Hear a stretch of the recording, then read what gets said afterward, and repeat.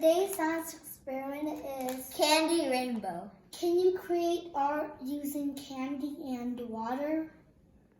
First, you need a bag of Skittles. And then you need water and plate. We will arrange them in a pattern.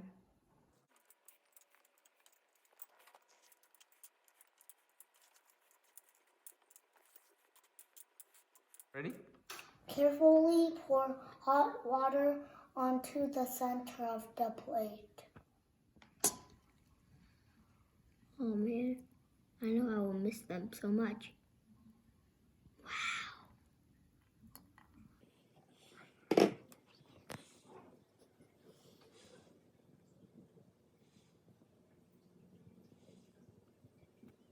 What did you just make? A rainbow. It kind of melt and then make the color. Wow, that's so awesome.